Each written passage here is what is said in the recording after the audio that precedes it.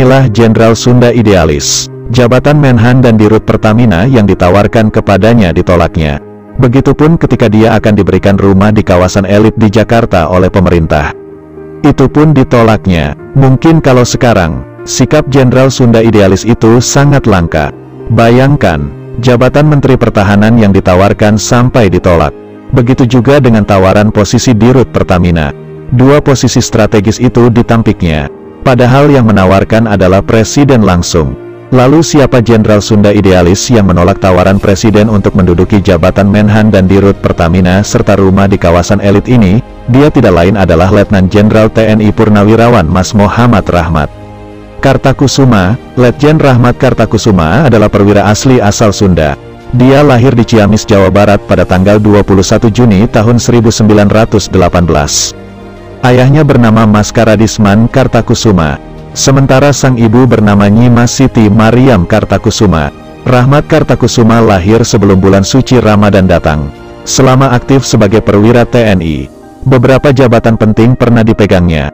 Dia pernah jadi Kepala Staf Divisi 3, Priangan, Kepala Staf Tentara dan Teritorium 1, Bukit Barisan, Deputi 1 Kasat, Atase Militer Republik Indonesia untuk Perancis dan Italia, Pembantu Menteri Veteran dan Demobilisasi serta Sekjen Dewan Pertahanan dan Keamanan Nasional. Kartakusuma juga pernah menjadi Kepala Staf Pertahanan dan Keamanan. Ketika itu sebelum dan pasca peristiwa G30 SPKI. Setiap angkatan berdiri sendiri di bawah Panglima Angkatannya masing-masing yang berstatus sebagai Menteri Panglima Angkatan. Lalu pasca G30 SPKI, masing-masing angkatan diintegrasikan dalam Hankam dan ABRI. Dalam upaya integrasi keempat angkatan tersebut yakni Angkatan Darat, Laut, Udara dan Kepolisian, dalam satu wadah yakni ABRI. Rahmat Kartakusuma cukup punya peranan. Dia ketika itu masih berpangkat Maijen Kartakusuma yang kemudian dipercaya sebagai Kepala Staf Hankam.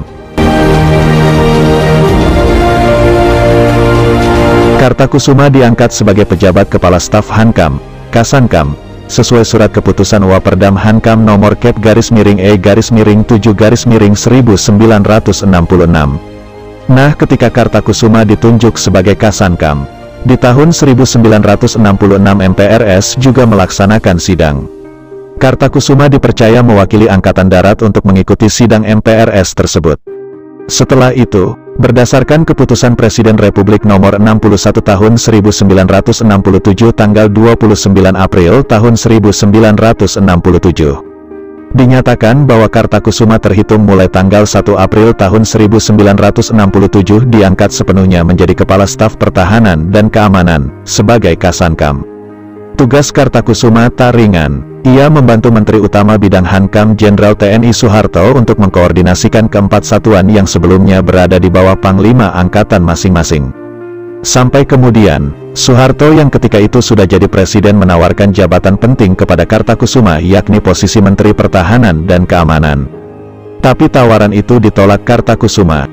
Alasannya, dia belum siap. Kemudian pada tahun 1976 atau tepat 1 tahun setelah Kartakusuma pensiun dari TNI, kembali datang tawaran dari Presiden Soeharto. Posisi yang ditawarkan Presiden Soeharto kepada Kartakusuma tidak main-main yakni diminta untuk jadi Direktur Utama Pertamina. Posisi yang sangat basah, lagi-lagi Kartakusuma menolaknya dengan halus. Ia berkata kepada Presiden Soeharto, jangan semua organisasi maupun instansi di pemerintahan diisi oleh pejabat TNI. Presiden Soeharto dapat memahaminya. Jabatan itu lantas diberikan kepada Piet Haryono. Jabatan lain yang pernah ditolak Kartakusuma adalah jabatan Ketua Dewan Pertimbangan Agung. Ketika itu Kartakusuma menyarankan biarlah ia membantu dari sisi yang terkait dengan keamanan saja. Sarannya dapat diterima Presiden. Selanjutnya Kartakusuma hanya menempati posisi sebagai Wakil Ketua DPA. Sedangkan Ketua DPA dijabat oleh Idam Khalid. Tidak hanya jabatan penting yang pernah ditolak Kartakusuma, dia juga menolak pemberian rumah dari pemerintah atas pengabdiannya kepada negara. Padahal rumah yang ditawarkan tidak main-main lokasinya. Rumah yang akan diberikan kepada Kartakusuma ada di kawasan elit Menteng, Jakarta Pusat. Ini pun ditolaknya. 2 kali dia ditawari rumah. 1 di Jalan Teuku Umar, 1 lagi di Jalan Gondang Dia. Semuanya ia tolak. Alasannya, dia sudah memiliki 1 rumah untuk ia tinggal bersama keluarganya.